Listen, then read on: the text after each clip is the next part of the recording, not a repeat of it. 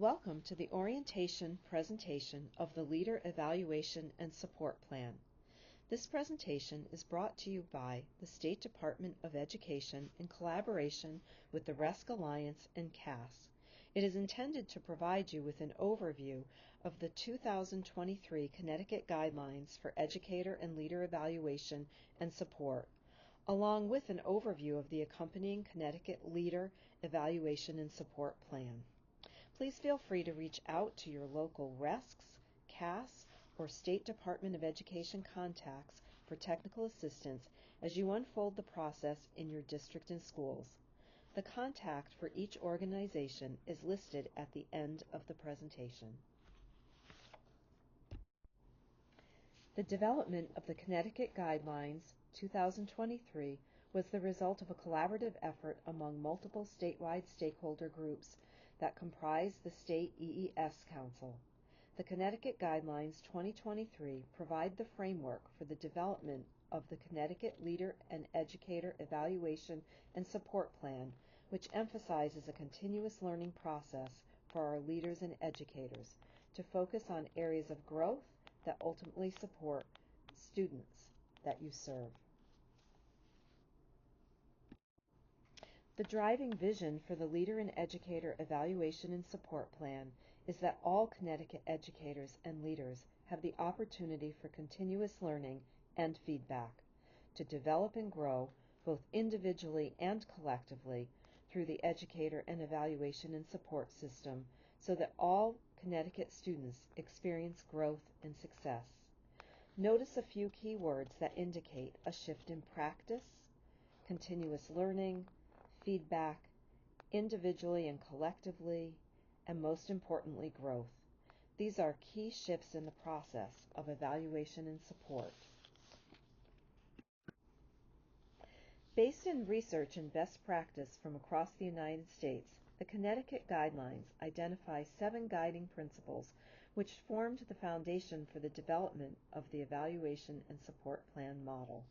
These guiding principles include allowing for differentiation of roles, simplifying and reducing the burden, focusing on things that matter, intentionally identifying high-leverage goals, supported by meaningful connections to professional learning with a professional learning plan, focusing on educator growth and agency, connected to best practices aimed at the development of the whole child, and most importantly, grounded in specific, timely, accurate, actionable, and reciprocal feedback.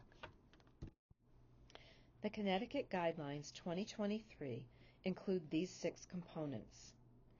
Each component includes non-negotiables and best practices. The non-negotiables are required in every district plan, while the best practices are innovative and visionary systems. These may be included over time. Each component is similar for both educators and leaders, with differences in professional standards, multiple measures as evidence of growth and engagement in the professional process, and requirements for observation of practice. The Evaluation and Support Plan is designed as a continuous learning process and is nested in intentional, identified goals based on professional practice standards, which are accompanied by a professional learning plan.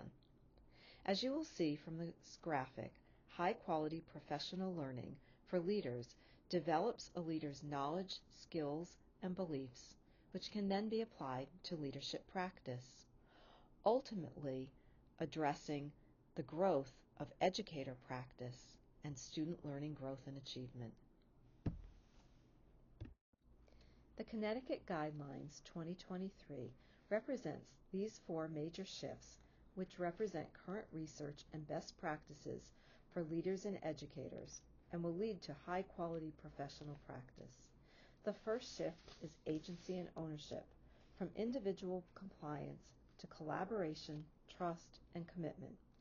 The second, continuous learning, from a single score to high-quality feedback, support, growth, and continuous learning. The third shift, high expectations for all, from achievement-only goals to whole child goals aligned to standards and the vision of a graduate or portrait of a graduate. And lastly, innovation from incremental improvement to transformational improvement. These shifts are brought to life with the continuous learning process. This one-page summary of the process shows the non-negotiables of 3 check-ins per year and a timeline for reflection and feedback within the process. Let's take a look at each check-in and the process. The first check-in, done prior to November 1st, is your goal setting. There are 3 steps in the goal setting process. First, you will begin with a self-reflection and evidence of your current leadership practice. Once you have completed your self-reflection, analyzed your strengths, and identified your growth areas, you will draft a goal or goals based on professional practice standards. Provide a rationale, alignment to district or school goals, and create an accompanying professional learning plan. In your goal-setting conference with your evaluator, you will mutually agree upon an individual or collaborative goal, a 1, 2, or 3-year goal, and the professional learning support needed.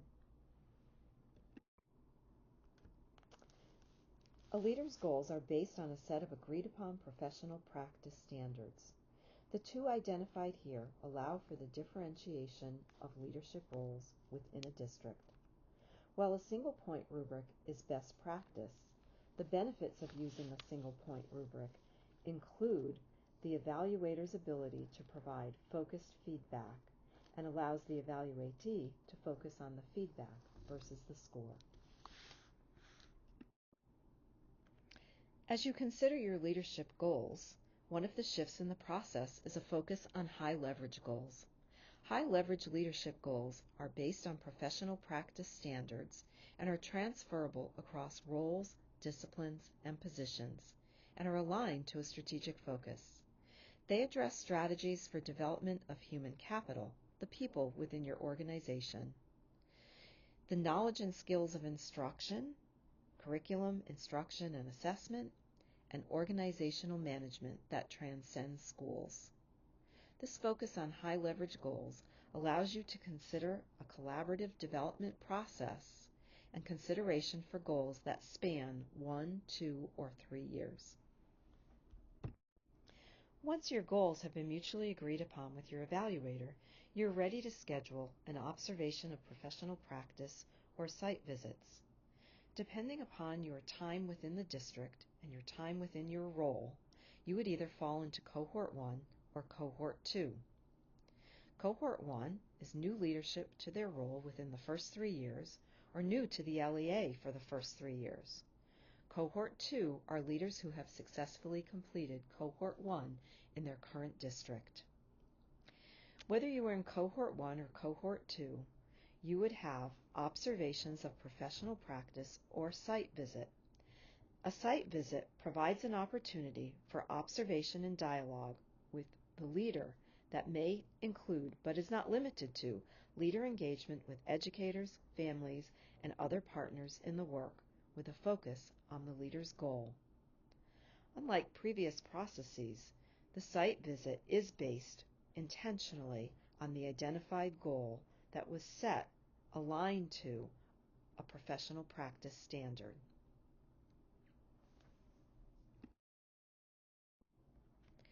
Once your site visit or observation of professional practice has occurred, you will receive reciprocal feedback, verbal and written, within 5 days.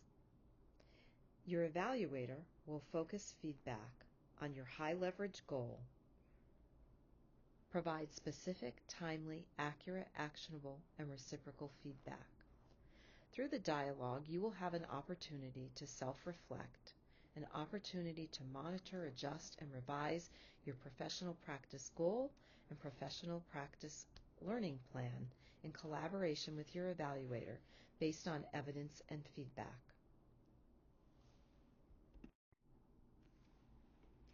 Your second required check-in comes mid-year. The mid-year check-in allows you the opportunity for reflection, adjustment, and next steps. It's a time for you to review and discuss collected evidence towards high leverage goals and leadership practice at this moment in time. It's an opportunity for you to review your professional learning evidence and the impact it has had on organizational health, educator and student learning growth and achievement.